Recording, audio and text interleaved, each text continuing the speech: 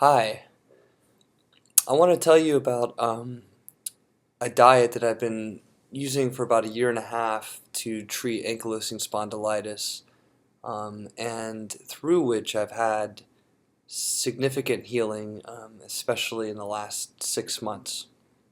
I will probably need to make other videos in the future because things with this change all the time.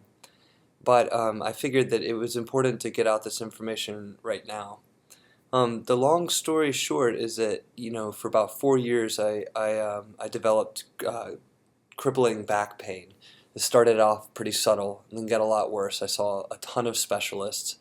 Eventually landed with a diagnosis of ankylosing spondylitis. It's in my family and I have the HLA-B27 gene.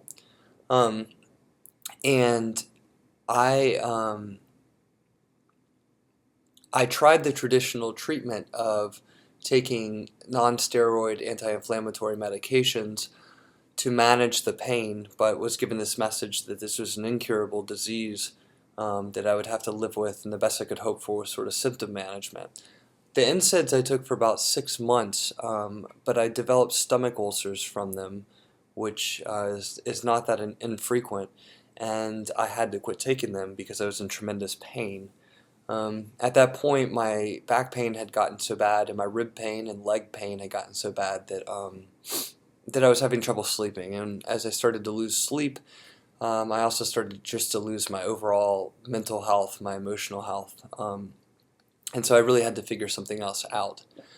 I found a website online called kickas.org, which was a lot of people living with ankylosing spondylitis and some who were trying a diet based on a researcher from the 80s approach, basically to quit eating starch, and that this would help with the symptoms of ankylosing spondylitis.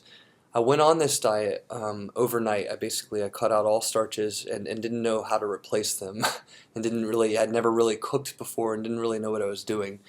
Um, but I was desperate and I was in a lot of pain. This was a year and a half ago that I made that move, and what happened was my symptoms over the next couple months got a whole lot better. They didn't go away by any means, but I could suddenly cough and or sneeze and not fall over from rib pain, and I could sleep better at night. I also started to actually feel a lot better emotionally and mentally, just because of getting all the toxins and stuff out of my diet. However, I started to develop other kinds of problems with my stomach. And people, it's something like 40% of people diagnosed with ankylosing spondylitis are also diagnosed with irritable bowel syndrome, which is, not really a thing, but it is a word used to describe a set of symptoms, which is basically digestive health problems. And I had a lot of that going on. I couldn't tell if I was having ulcers come back a few months into this diet or what was really happening, but I started to see other specialists, and basically I ended up with stomach pain that was so bad that there was actually a week where I really couldn't eat any kind of food. I would eat, and then about an hour after I would eat, I would be in such tremendous pain. I would have these sweats. I'd vomit sometimes. I even passed out once from pain.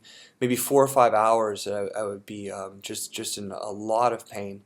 And it was very hard to go to work with this kind of stuff going on.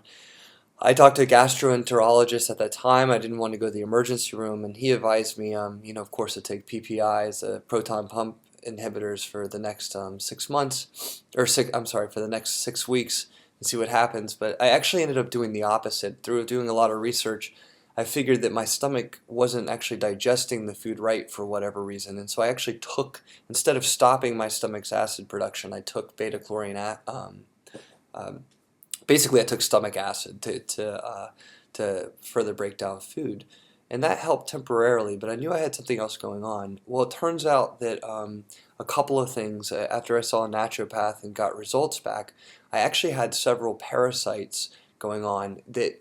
Um, it's possible I had those parasites for years, and it's possible that they actually triggered my initial onset of ankylosing spondylitis, and it's possible that they got really active once I changed my diet to a no-starch diet, that they suddenly had all this acidic food to act on, and became really active. I also developed all these food intolerances from going on the no-starch diet overnight, and I became allergic to eggs, to some nightshades, um, and it's likely that because I ate so many eggs, for instance, when I went on the diet, that my stomach started to freak out and not be able to handle them. But it was really hard to actually figure out and to sort of understand what was causing what. Was it stomach ulcers? Was it parasites? Was it food intolerances? Was it just, this ankylosing spondylitis stuff going on? Well, again, a long story short, I ended up taking a lot of antibiotics to kill off the parasites. And I also really started tweaking my diet at this point. I started cutting out foods to the point to where there was even 2 weeks where I ate nothing, well, almost nothing but meat. Um, I basically have had to follow my body's motions with stuff. As I started to go on this diet, it wasn't just enough to cut out starch. I had to start cutting out other things like dairy eventually, and eventually I cut out fruit. Well, last year, towards the end of the year, I got cholesterol results that my cholesterol had skyrocketed to 551. Now, I was eating paleo, basically, a paleo diet, so I was eating a lot of high-fat coconut oil, maybe some olive oil, and a lot of meat. And so I would expect my cholesterol to go up a little bit, but nowhere near 551. And my LDL to HDL ratio was like 9 to 1. It was just horrible. So I panicked. I was having chest pains, and I have heart disease in my family. Anyhow, again, another long story short, I found some information on this website called Perfect Health Diet that led me to believe that my cholesterol has skyrocketed so high, basically due to going on my diet so dramatically fast that my body went into a starvation mode. And so I basically doubled down. I ate more fat, and I just assumed that either my body was going to work itself out, or I was going to die of a heart attack. A couple months ago, I got back cholesterol results that showed that my cholesterol's actually dropped 220 points, my LDL to HDL ratio is great. Things are looking really good in that realm since I've stuck with this diet. But what happened was I still was having some back pain, and it would kind of come and go, and you never sort of know like what what kind of week you're gonna have, what kind of day you're gonna have, but things on the whole were a whole lot better. But I was also really fatigued, and so back in January I left my job, and I spent about 3.5 months traveling around the United States. And when I decided to do this, I had to figure out actually how to take food on the road because I wouldn't have a refrigeration anymore. And so it really limited what I could take with me. And so I had to be creative. And what I did was I made a bunch of pemmican, which is basically an old, the Plains Indians used to preserve meat. Um, um, by making it, mixing the lean buffalo protein meat with fat in certain ratios, and drying it out, and blah blah blah. There's lots of recipes online for pemmican. I made about 6 months worth of pemmican, and I took coconut flakes and coconut oil, and I took raw cacao seeds, but I mean they're called cacao beans, but they're basically a seed. I took cacao butter, which is just the fat from cacao, and I took white rice, and that was the essence of my diet. Now, white rice is a starch, and what I've learned is that again, this is via the Perfect Health Diet authors. It's a book and it's a website, perfecthealthdiet.com. I've learned that actually there are some starches that are essentially safe because when you eat them, they digest right away to glucose, which is a very simple sugar. And I believe that ankylosing spondylitis is mostly a problem with the fact that food doesn't get digested right in my digestive system, and because it doesn't, if it sits and ferments, bacteria starts to act on it. That's when my system gets confused and starts to wipe me out. So I basically don't want food to be sitting in my stomach fermenting. That means I got to eat stuff that's really breaks down very easily. And it turns out that there's a few starches that do that. White rice is one of them, and I found that I could tolerate it pretty well. Actually, I could tolerate it perfectly. It does have a high glycemic index, so when I eat it, I generally get a little bit tired right afterwards, but it doesn't affect my back pain.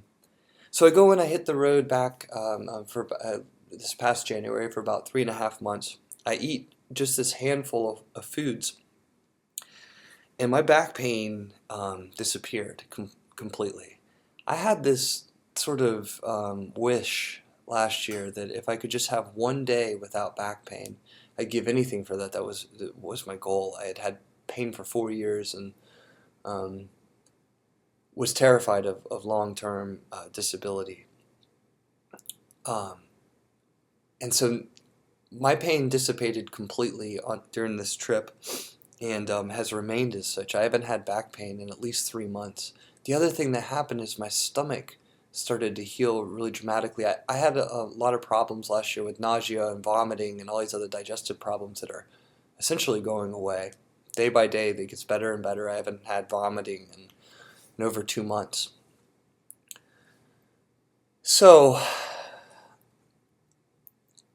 I need to give this another 6 months before I really feel like that, wow, that ankylosing spondylitis might not be a part of my life anymore.